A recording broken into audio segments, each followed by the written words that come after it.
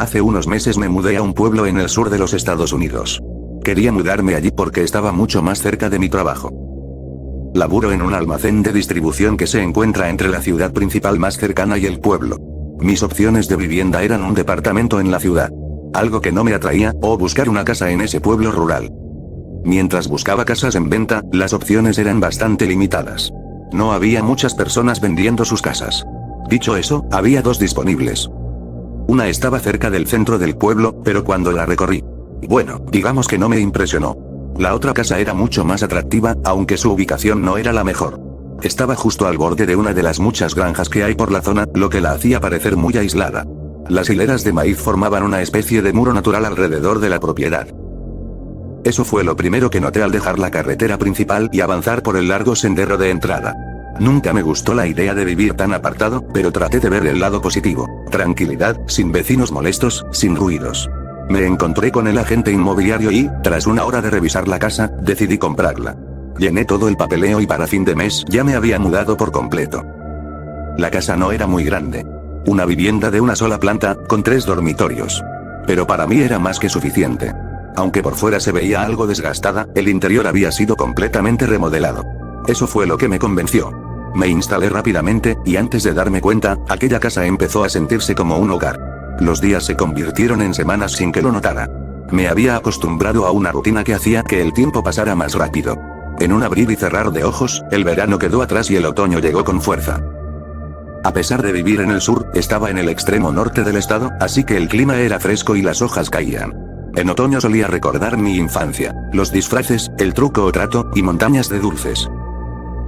El 1 de octubre, iba camino a casa desde el trabajo, cuando vi algo extraño en la granja de mi vecino. Parecía que el dueño tenía problemas con aves, porque habían puesto un espantapájaros nuevo. Se alzaba parcialmente sobre el maíz, solo podía distinguir la silueta de un cuerpo suspendido, iluminado por los faros de mi coche. Miré por la ventanilla del copiloto y aún se veía su figura a lo lejos.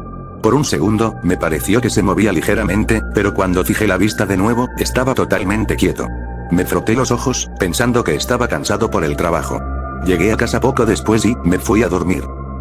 A la mañana siguiente, al caminar hacia mi auto para ir al trabajo, miré hacia el campo de maíz. Podía ver mejor al espantapájaros, pese al cielo nublado, aunque aún estaba lejos, se distinguía su torso entre el maíz. Se veía harapiento, como si hubieran usado ropa vieja cosida al azar. Paja salía de su cuello y muñecas, dándole una silueta desigual. No logré ver bien su cara, pero no tenía tiempo para detenerme. Me fui al trabajo. Pasé una semana sin novedad. Cada día que salía, veía al espantapájaros en su lugar. Inmóvil. A pesar de que ya llevaba días allí, no había ni un solo pájaro alrededor del cultivo. Quizás era muy efectivo, o tal vez era solo una decoración de Halloween. Aunque lo dudaba, no muchos niños vendrían tan lejos a pedir dulces. Hace como 10 días, noté algo raro. Tenía el día libre, así que me puse a hacer tareas en la casa. Al sacar la basura, vi que el espantapájaros estaba mucho más cerca de mi casa. Tanto, que me sobresalté. Estaba casi en el borde de la granja. Me pregunté si mi vecino lo había movido por alguna razón. Me acerqué hasta el límite del campo y lo observé. Ya podía ver bien su cara. Un saco de arpillera marrón con 2 X cosidas como ojos, y una pequeña hendidura que hacía de bota. No parecía que quien lo hizo se hubiera esforzado mucho. Me di la vuelta para irme, y escuché el crujido de unas ramas detrás de mí. Me giré, pero el espantapájaros seguía tan quieto como siempre. Lo vigilé todo el camino de regreso a mi casa. Hace 5 días, volvía del trabajo tras un turno largo. Al girar hacia mi calle, vi el campo de maíz a la distancia, moviéndose como si miles de brazos saludaran al viento. Miraba de reojo, intentando ver al espantapájaros, pero no estaba. Al estacionar, apunté los faros hacia el campo.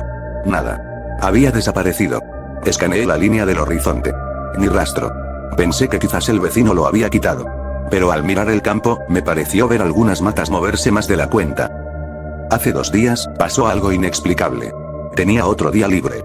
En vez de hacer tareas, me dediqué a ver películas y series. Cuando me di cuenta, el sol ya se había puesto. Durante una pausa, escuché un ruido en el patio trasero. Fui a la puerta y miré por la ventana. Y allí estaba. El espantapájaros. De pie en mi jardín.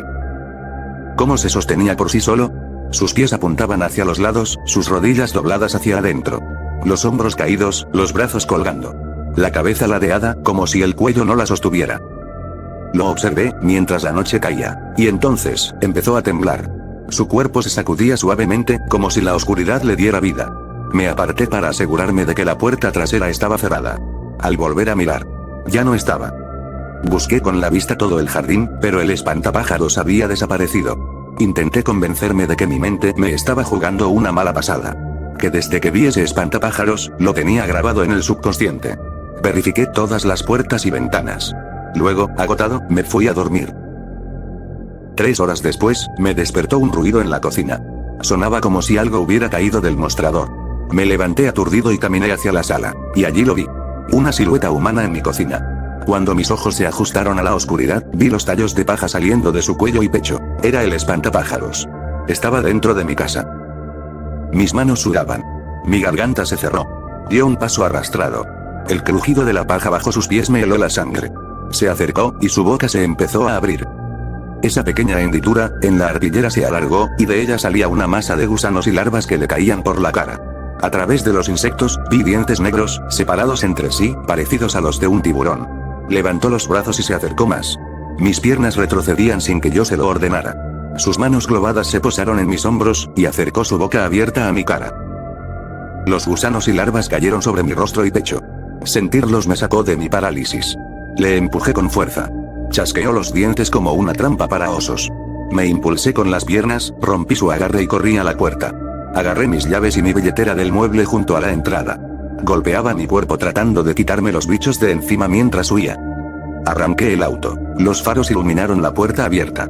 Y ahí estaba él. Quieto. Mirándome.